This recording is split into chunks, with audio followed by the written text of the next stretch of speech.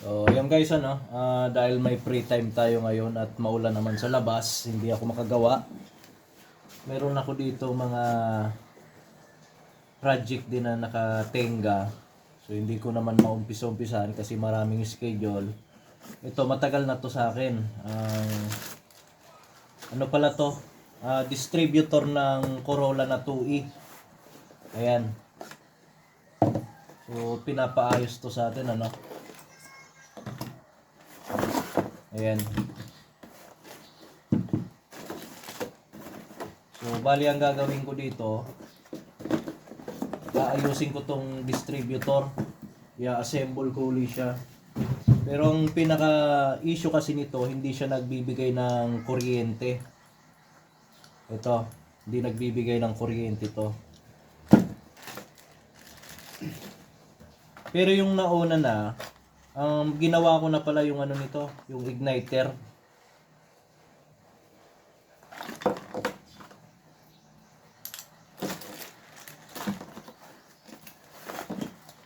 Ayan. Ito yung igniter niya. So itong igniter na to, inayos ko na to.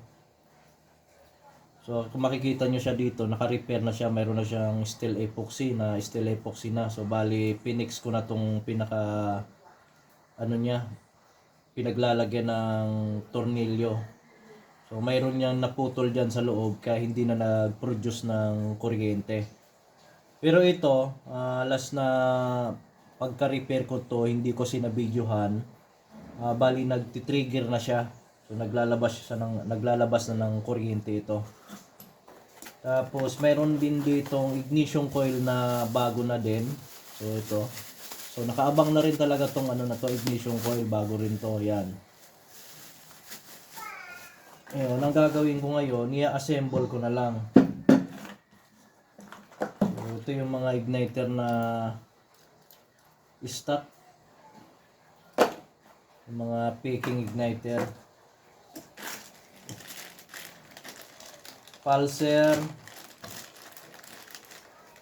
Ito yung pulser din niya. So yung pulser, i-repair ko na lang din tong pulser.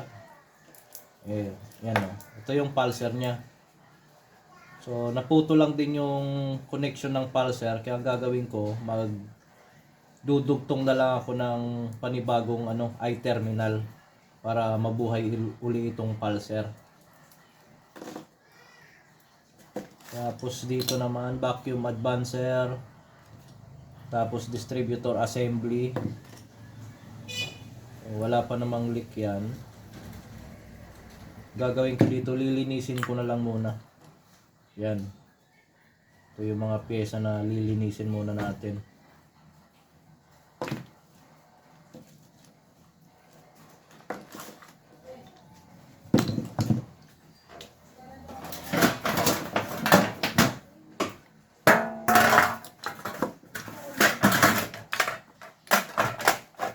Yan, gagawin ko dito, lilinisin ko muna to. Tapos overhaul na rin siguro para malaman kung may problema ba siya. Sa pagkakalas nito, ang pinakamasilan lang dito itong key, distributor key, kasi pag wala kang tools na pananggal dito, nababasag.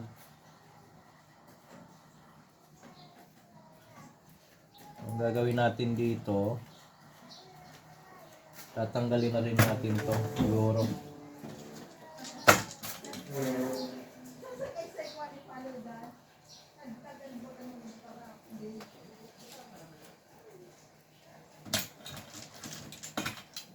Lagyan muna natin ng marker.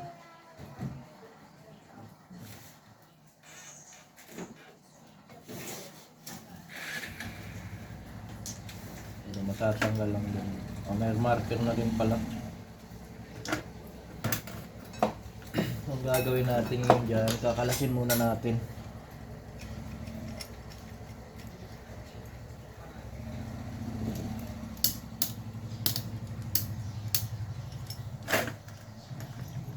Ito lang yung pinakamasilan talaga pag nagtatanggal ka ng distributor. Kasi nababasag siya. Lalo na kung wala kang special tools, mababasag at mababasag to kahit anong ingat mo.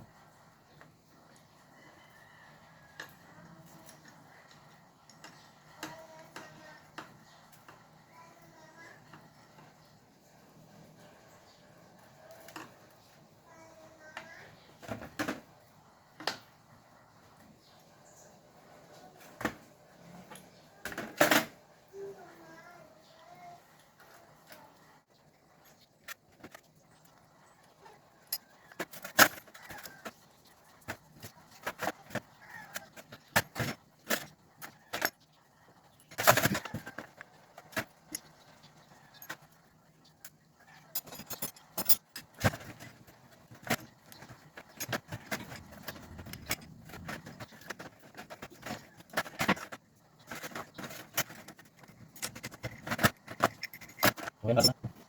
So, kilos na tingnan ito. Kung basta siya, hindi na makahanap ito. Ito lang naman sila ito. Ito lang naman ito. Maraming siya dito na lang. Nakabahay. So, ayan, nakakulit mo din. Ayan, yan.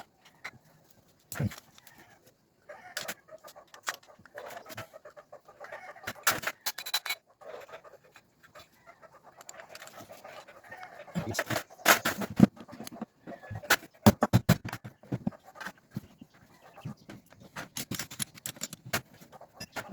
Yes. So, ito na guys, ano, medyo makunat lang siya talaga, tanggalin. Matigas yung pinakalak dun sa loob. So, ito na yung isang tornilyo. Bali, may dalawa pang tornilyo kasi yan dito sa ano, sa loob. So, dito yung pinakalak niya sa may bearing. Ayan. Tapos mayroon pang isa yan dito sa loob. So, bali, dalawa siyang ano, dalawang Phillips screw. So, ayan. So, medyo matigas lang yung pagkalas. Tapos mabubunot nyo na siya. Pag natanggal nyo na yung dalawang lock dito, mabubunot nyo na itong pinaka shafting. So andito yung bearing. Yung bearing okay pa naman. Kagrasahan na lang natin to. Oil seal. Yung oil seal nya makunat na.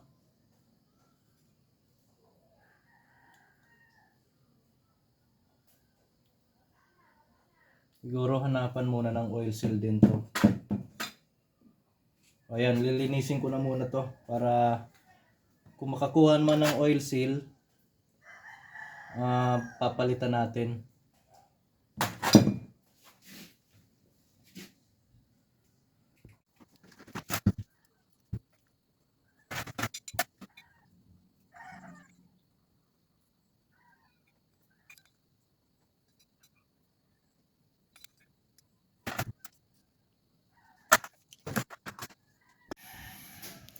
Ito na nga pala guys yung ating distributor na nilinis at ino-overhaul ano po.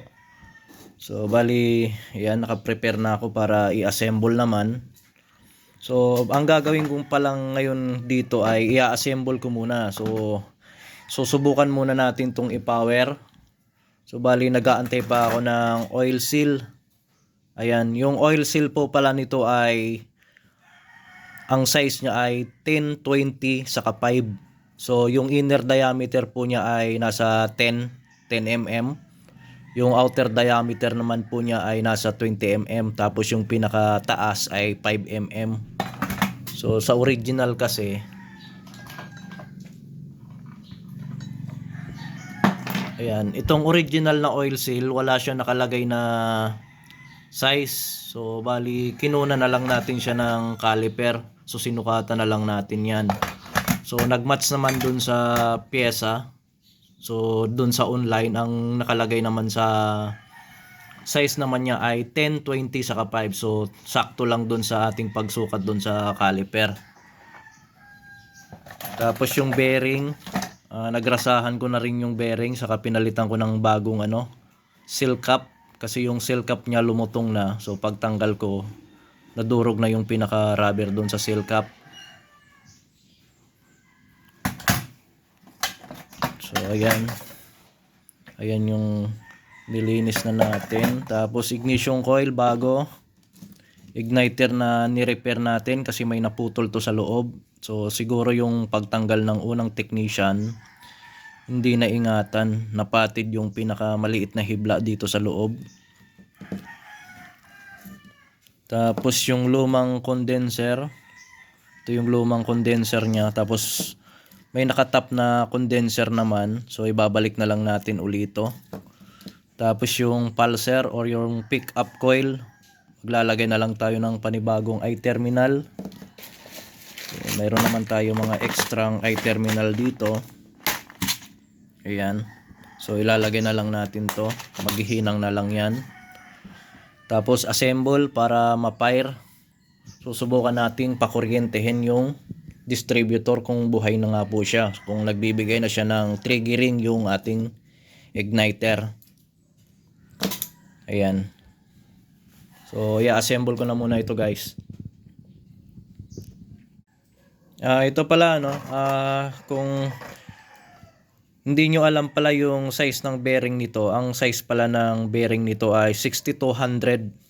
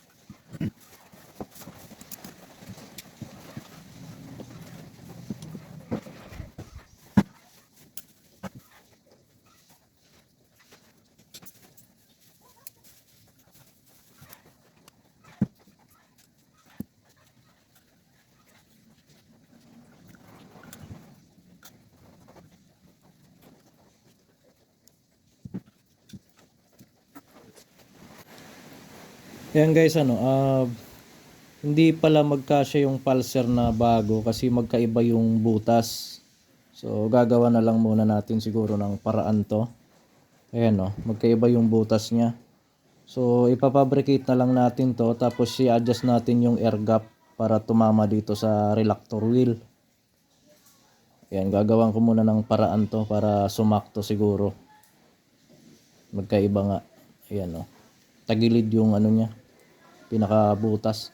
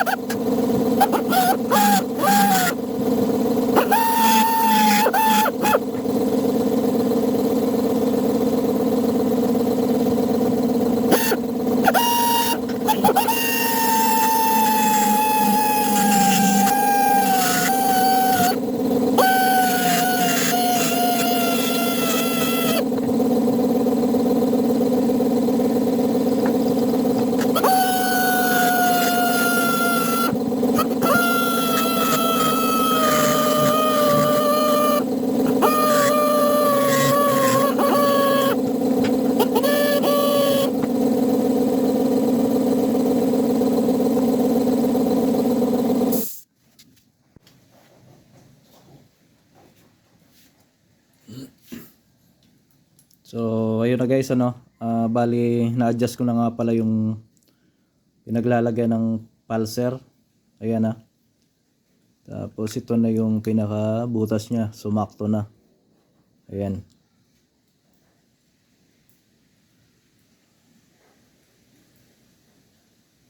Ayan, sakto na yan. So bali yung air gap niya, mag-a-adjust tayo ng air gap dyan. So bali ang air gap pala nito ano lang 1 mm. Ako naglalagay ng ano dito, air gap.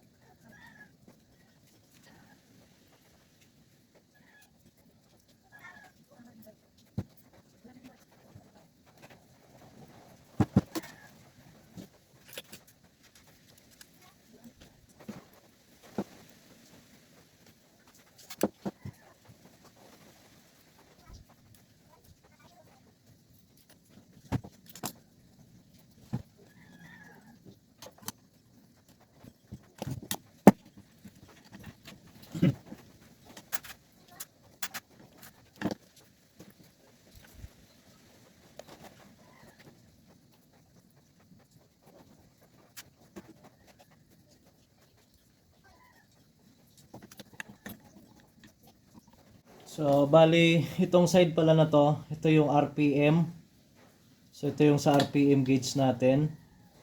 Ito yung negative, ito naman yung positive ng pick up.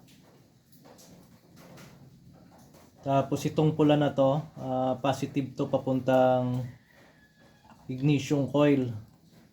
Tapos ito naman papuntang negative. Ayan.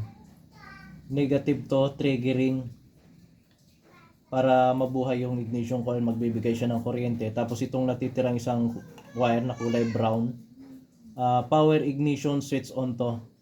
So bali magkasama yung dalawa na yan. So dito yan tatama sa positive side, itong dalawang wire na to. Tapos itong isang wire naman to, itong negative. So dito yan, yung bali ito yung pinaka trigger signal niya. Basta itong nasa gilid, laging RPM signal to.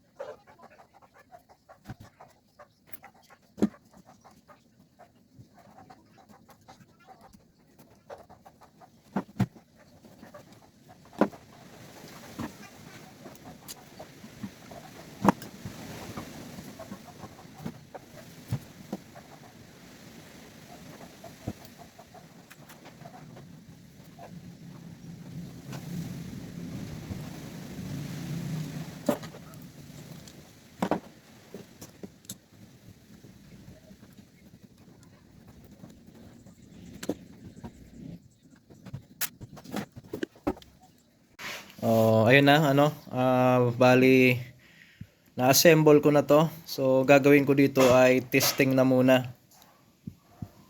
So ito yung bagong ignition coil, igniter, pulser. So wala pang oil seal, kailangan nating hintayin yung oil seal para ma-assemble na talaga ng todo.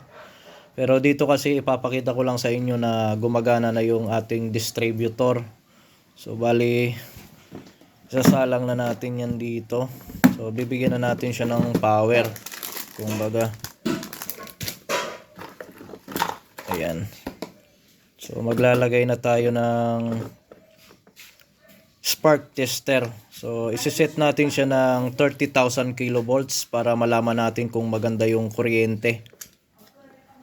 So pinakamagandang kuryente ay umaabot nga pala ng 40,000 kilovolts. Nakukuha natin yung 40,000 kilovolts sa mga original na ignition coil or original na distributor or yung mga COP type. So kailangan masubukan natin dito kung aabot siya ng 30,000 kilovolts or 40,000 kilovolts. So set up ko na muna to para mabigyan natin siya ng kuryente at ma-check up dito.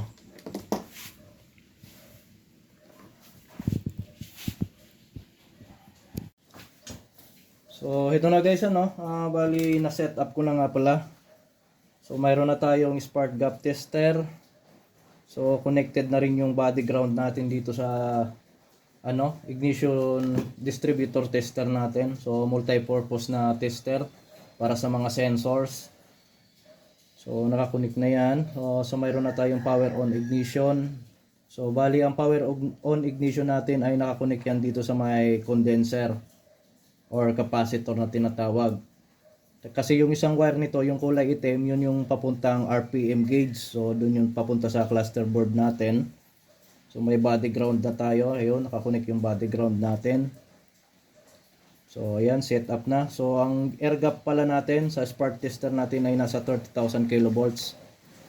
So ngayon, ang gagawin natin ay susubukan na natin siyang i-fire kung magkakaroon na siya ng kuryente. Kasi ang dating problema kasi nito, hindi po yan nagbibigay ng kuryente kasi yung unang technician kasi ginawa yata tong distributor tapos hindi na siya nagkaroon ng kuryente, so bali nabasag.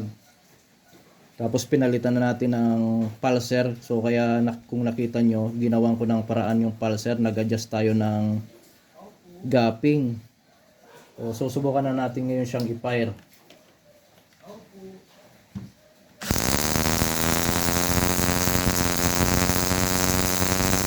So ayun, kung makikita nyo, malakas na yung ano niya, paglabas ng kuryente. So ibig sabihin, itong distributor na to ay okay na po yan.